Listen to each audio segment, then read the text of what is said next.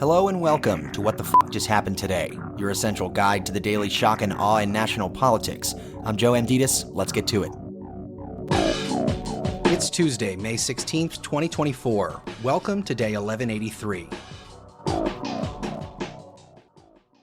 The House will vote on 3 individual bills to fund Israel, Ukraine, and Taiwan.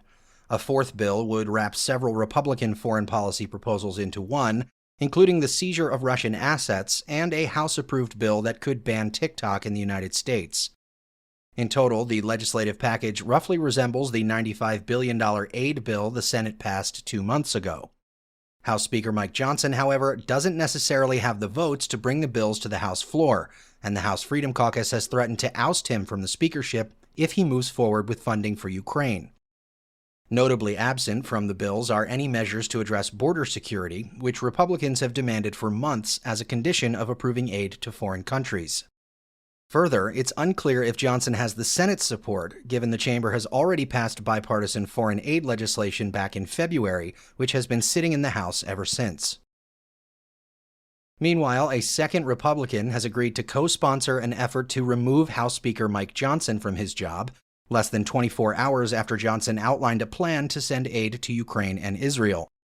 Representative Thomas Massie, joining Representative Marjorie Taylor Greene's attempt to end Johnson's speakership, stood up during a closed-door Republican conference meeting and told Johnson to resign, saying, "You're not going to be the speaker much longer." Johnson dismissed the effort to remove him as speaker as absurd, adding, "I'm not resigning." Without Democratic support, Republicans would need a simple majority to oust their second speaker in just 6 months. One Republican called the situation a clusterfuck, and another said, "We are screwed." House Republicans also sent articles of impeachment against Homeland Security Secretary Alejandro Mayorkas to the Senate.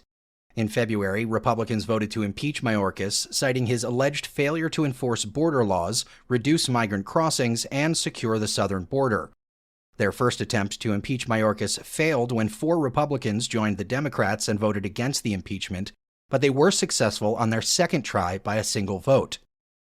House Republicans have demanded a full trial, while the Democratic-controlled Senate is expected to dismiss the charges without a trial or conduct a speedy trial that ends without a conviction. At least one Republican senator, Mitt Romney, has already said that he'll vote against a full trial.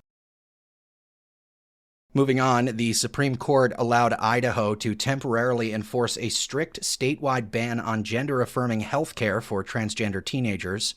The law makes it a felony to provide certain types of medical treatment, such as puberty-blocking drugs, hormone therapy, and surgical procedures to transgender minors. Doctors would face up to 10 years in prison for providing gender-affirming care. The court did not address the merits of the issue, but instead focused on whether the law could take effect as an appeal moves forward. Meanwhile, the Supreme Court heard a challenge to the federal obstruction law that the DOJ used to charge more than 350 pro-Trump rioters involved in the January 6th attack on the Capitol. The statute, which criminalizes efforts to obstruct, influence, or impede any official proceeding, is also the basis for one of the 4 obstruction counts brought against Trump in a separate criminal case by special counsel Jack Smith. Under the statute, a conviction can result in a prison sentence of up to 20 years. The court appeared divided on the issue, with the conservative majority expressing concern over the DOJ's application of the law, while the 3 liberals seem to agree that the federal obstruction law is broad enough to encompass the rioters who stormed the Capitol and disrupted Congress's certification of Biden's 2020 presidential victory over Trump. A decision is expected by late June. And finally, on the second day of jury selection in Trump's trial for election interference involving falsified business records to conceal a hush money payment for the 2016 campaign, prosecutors moved to hold Trump in contempt for allegedly violating his gag order. The request to sanction Trump for violating his gag order by commenting on likely witnesses came on the second day of jury selection in the first-ever criminal trial of a U.S. president. Assistant District Attorney Chris Conroy told Manhattan Supreme Court Judge Juan Merchant he is a criminal defendant, and like all criminal defendants, he is subject to court supervision.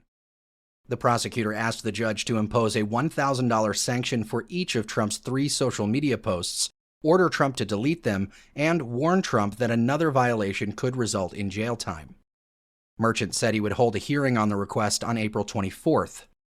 Meanwhile, the first 7 jurors were seated, while 5 more jurors and another 6 alternates still need to be picked. At one point, the judge scolded Trump for muttering and gesturing while a prospective juror was being questioned, saying, "I won't tolerate that. I will not have any jurors intimidated in this courtroom.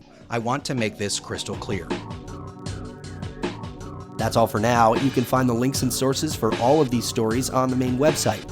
And as always, visit whatthefuckjusthappenedtoday.com for the latest news and headlines. Until next time, I'm Joe Amditis.